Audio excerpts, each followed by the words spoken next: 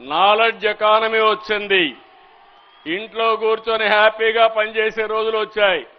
Work from home వచ్చేసింది. డబ్బులు సంపాదించుకోవాలంటే knowledge ఉంటే distance is not the constraint. ఆ పరిస్థితికి వచ్చాం. నేను ఒకటే హామీ ఇస్తున్నాను, ప్రపంచంలో ఉండే నాలెడ్జ్ ఇక్కడ తీసుకొస్తాం, టెక్నాలజీ తీసుకొస్తాం. అది రేపు రాబోయే రోజుల్లో స్పేస్ టెక్నాలజీ, శాటిలైట్ లాంచ్ చేసే ప్రాంతం మన తిరుపతిలోనే ఉంటుంది. దాంట్లో అనుమానం లేదు. అలాంటి టెక్నాలజీ వస్తుంది. డ్రోన్ టెక్నాలజీ కర్నూలులో, ఓర్వకల్లో డ్రోన్ టెక్నాలజీ సిటీనే క్రియేట్ చేస్తున్నాం. ఇంకో పక్క ఎలక్ట్రానిక్స్, దానికి చిరునామాగా ఆంధ్రప్రదేశ్ ఉంటుంది. విమానాలు ఎక్కడో తయారు చేయాల్సిన అవసరం లేదు. విమానాలు తయారు చేసే ఏరోస్పేస్ సిటీ కూడా ఈ ఆంధ్రప్రదేశ్లోనే చిరునామాగా ఉంటుంది. తయారు చేస్తాం. మనం ఆరోగ్యం కావాల్సిన ప్రతి ఒక్కటి కూడా మెడ్టెక్ పార్కులో తయారు చేస్తాం. వేరబుల్స్ కూడా ఇక్కడే తయారు చేస్తాం. ఇవన్నీ తయారు చేసినప్పుడు ఇప్పుడే మీరు చూశారు, ఇటీవల కాలంలో ఆంధ్రప్రదేశ్లో నేను ఒకటి అనౌన్స్ చేశాను. Green hydrogen valley. మీ ఇంట్లోనే కరెంటు తయారు చేసుకునే పరిస్థితి, పొల్యూషన్ లేని పరిస్థితికి వచ్చాం. ఇంకో క్వాంటమ్ వ్యాలీ ఎక్కడో లేదు. దేశంలో మొట్టమొదటి క్వాంటమ్ కంప్యూటర్ రాబోయే 5 నెలల్లో ఈ అమరావతిలో వస్తుంది. దానికి మీరు సిద్ధంగా ఉండాల్సిన అవసరం ఉంది. నేను క్వాంటమ్ కంప్యూటర్ గురించి మాట్లాడితే అందరూ వచ్చి మేము కంప్యూటర్లు ఇక్కడే తయారు చేస్తామని, 2 ఏళ్లలో క్వాంటమ్ కంప్యూటర్లు తయారు చేసే శక్తి తెలుగు జాతికి ఉందని మరొక్కసారి మీకు విజ్ఞప్తి చేస్తున్నా.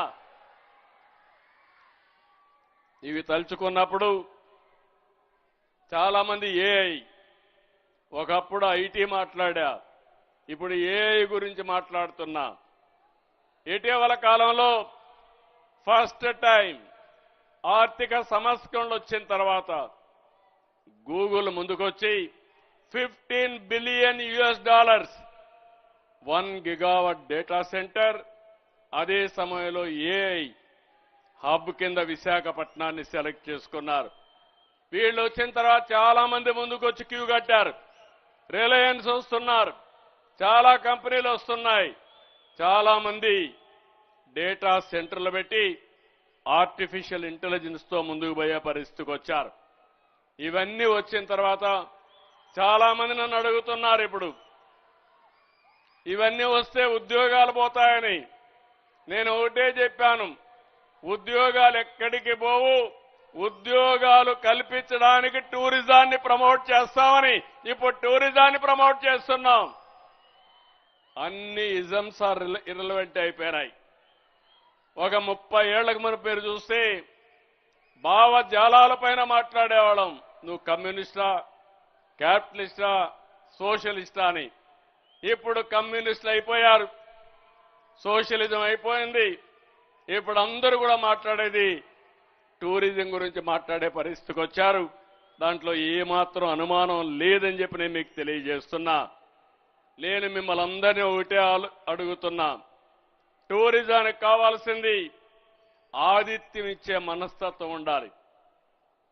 18 నెలల్లో ఒకప్పుడు 4-5 వేల రూములుంటే మన దగ్గర 18 నెలల్లోనే 5,000 రూములు, కొత్త రూములు శాంక్షన్ చేశాం.